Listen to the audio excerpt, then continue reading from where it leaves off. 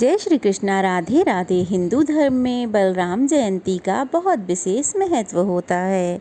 हिंदी पंचांग के अनुसार हर साल भादो महीने के कृष्ण पक्ष की षष्ठी तिथि को बलराम जयंती बड़े धूमधाम से मनाई जाती है और बलराम जयंती को ही हल छठ या हल षष्ठी के नाम से जाना जाता है।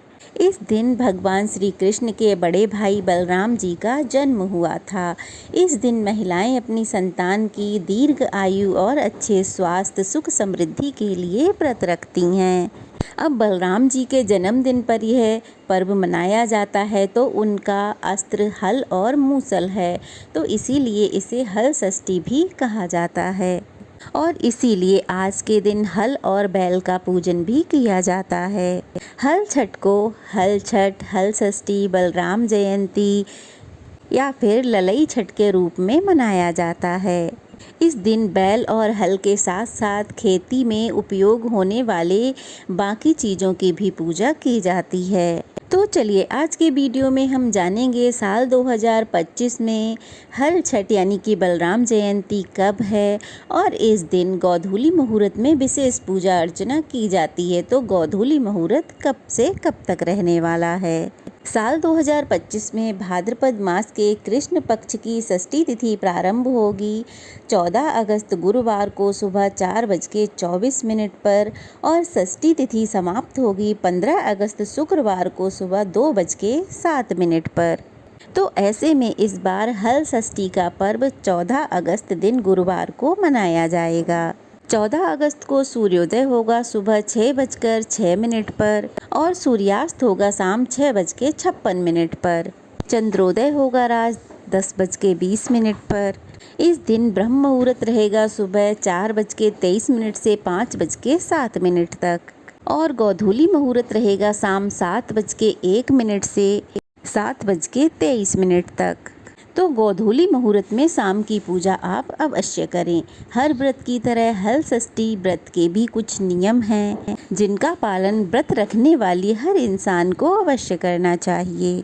इस दिन सभी माताओं को महुआ की दातून करने और महुआ खाने की विशेष परंपरा है।